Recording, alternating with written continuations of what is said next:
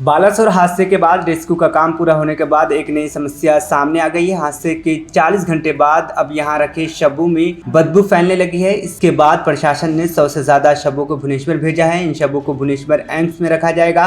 बालासोर में 3 ट्रेनों की टक्कर में अब तक 288 लोगों की मौत हो चुकी है। घटना स्थल से रेस्क्यू का काम पूरा हो गया है। 1175 लोगों को अस्पताल में भर्ती कराया गया है, जिनमें से 382 को अभी इलाज चल रहा है। वहीं 793 लोगों को अस्पताल से छुट्टी दे दी गई है। इस बीच हादसे में मारे गए लोगों की शवों के रखरखाव को लेकर समस्या आ रही है। 100 से ज़्यादा शवें ऐसे हैं जिनकी या तो शिनाख्त नहीं हो पाई या फिर कोई लेने नहीं आया है। रेल मंत्री अश्विनी वैष्णव ने दावा किया है कि ओडिशा के बालासोर में हुए रेल हादसे का कारण पता चल गया है। उन्होंने कहा है कि कल प्राइम मिनिस्टर नरेंद्र मोदी ने बोला, उसके अनुसार काम हो रहा है। इस घटना का कारण पता चल गया है। बुधवार सुबह तक हालात सामान्य हो जाएगा।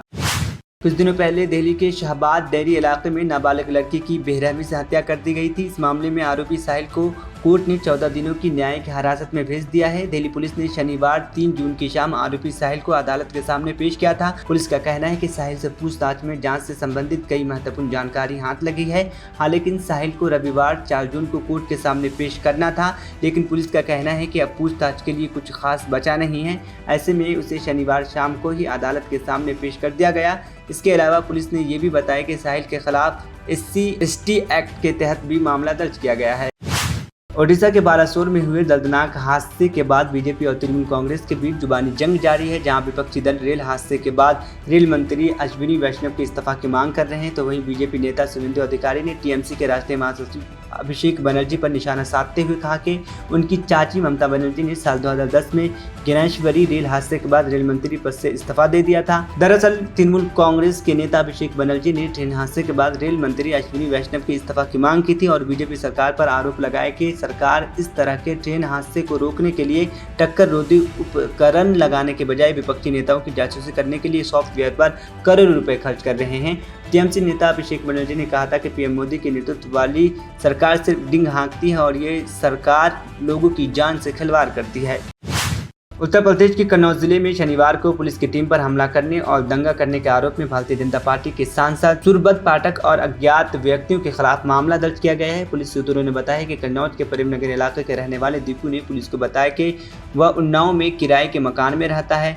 दीपू का आरोप है कि शुक्रवार की शाम 7:30 बजे के करीब प्रभाकर कुशवाहा, सागर शर्मा, विशाल कटियार और अभिषेक दुबे उसके भाई नीलेश का अपहरण कर लिया था। बॉलीवुड अभिनेता शाहरुख खान के बेटे आर्यन खान से जुड़े ड्रग केस मामले में कथित रिश्वतखोरी के आरोप में समीर वानखड़े ने बड़ा दावा किया। उन्होंने कहा है कि उन्हें अंडरवर्ल्ड डॉन दाऊद इब्राहिम के नाम से धमकियां मिल रही है। समीर वानखड़े ने पुलिस को दिए एक बयान में कहा कि मुझे ट्विटर के किसी फर्जी अकाउंट से दाऊद इब्राहिम के नाम से धमकियां मिल रही है। उन्होंने बताया कि उनके परिवार को भी ये धमकियां दी जा रही हैं। पुलिस सूत्रों के मुताबिक वानखड़े ने धमकी मिलने के बाद मुंबई पुलिस के वरिष्ठ अधिकारी को इसकी सूचना दी है, जिसके बाद मामले पर गंभीरता से जांच जारी है। दरअसल वानखड़े के खिलाफ सीबीआई ने एफआईआर दर्ज की है। एजेंसी का कहना है कि समीर ने ड्रग केस में शाहरुख खान के बेटे आर्यन खान को छोड़ने के बदले में 25 करोड़ रुपए की मांग की थी। इस मामले में एजेंसी ने समीर के अलावा 4 और लोगों के खिलाफ मामला दर्ज किया है।